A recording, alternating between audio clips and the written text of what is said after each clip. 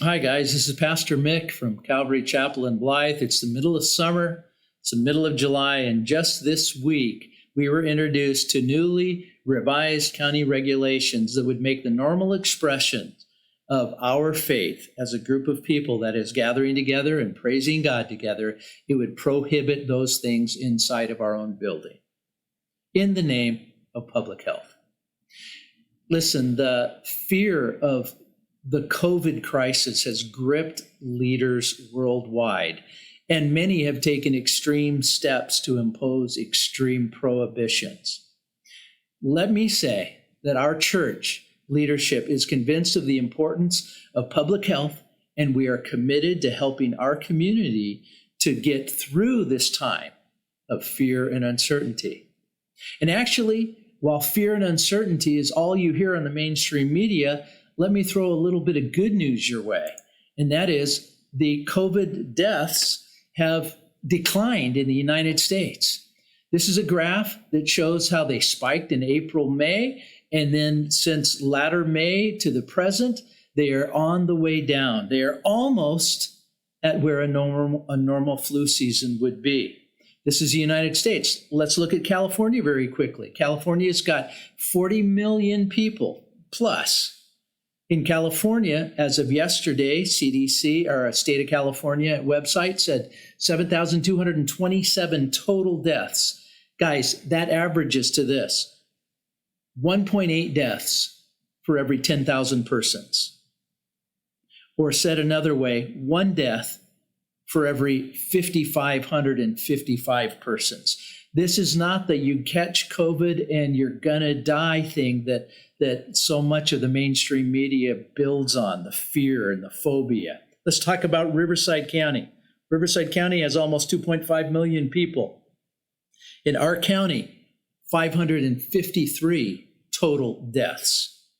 What does that equate to? 2.3 deaths for every 10,000 people, or said another way, 1 death for every 4,347 people. Now, I'm not trying to minimize the pain of losing someone to this virus. As a matter of fact, I have had family, I have had friends that have had this virus, and they have got, praise the Lord, they have all recovered.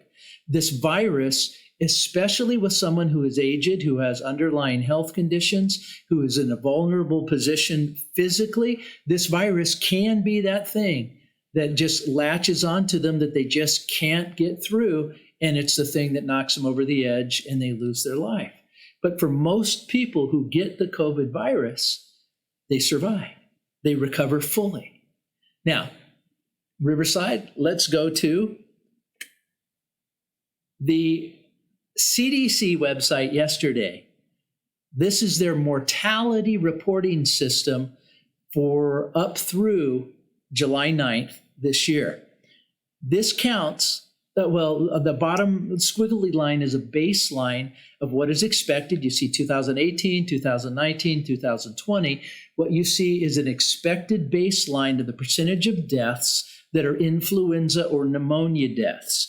For the purposes of this graph, CDC has added in the COVID deaths, which is why in 2020, between weeks 10 and about 25, you have a great spike. And then all of a sudden, you have the coming down, the decline of the death rate again. Please note that though the COVID death rates spiked early in this crisis, they are now down around right where the baseline of a normal flu season should be. Again, not minimizing the COVID-19 infection, but let's put it in the proper perspective. Our response as a church is this. Let me say that we as the elders, the church leadership board, we believe it is important, even essential for Calvary Chapel Blythe to remain open for in-person services and to continue our internet ministries. We view our ministry as essential to the health and welfare of our community and our church family. And please understand, we're not posturing ourselves against the governor on this. Rather, we're posturing ourselves for the people, for the people's health, for the people's welfare, for their spiritual and their emotional being, their stability. Many people are overwhelmed with fear. They don't need less of a supportive church family. They need more during a crisis time. This is in accordance with our biblical call as shepherds to care for the flock that God has entrusted to us. And that's what we intend to do. Thus, we will continue to open our doors for our Sunday services. We will take your temps. We're going to practice safety protocols, and we'll encourage those of you who are not in high-risk categories to join with us for some worship, for some study, and for some spread-out fellowship. And we're also going to continue to live stream, especially for those folks that are of a more high-risk category. We're going to continue to hopefully reach you on the internet. And finally, I'm asking you to join us with serious and expectant prayer, calling upon the Lord to do a new thing. It's really been interesting around the church over the last several weeks. We've seen people that are brand new in their faith, that have recently come to Jesus. We're seeing them get all excited about following Christ again in his word. We're seeing such a love. We're seeing that. And we're seeing lots of people who have yet to come back to the church because they're a little bit afraid of venturing out. And guys, that's okay. But pray with us. Pray that God will do a new thing, a fresh thing. Pray that he'll bring us all back to the basics of discipleship. That is to love God with all of our heart, all of our soul, and to love one another. No hostility, no hatred. Forget the prejudice. Everyone created in the image of God is an image bearer of God, and we love them. We want to be open to them. Pray that God will cause another great awakening of revival, of healing to our community and to our nation. I look forward to seeing you soon. I trust you'll be out to join us if you haven't already. And if you're joining us online, then I look forward to having you comment and be connected with us there.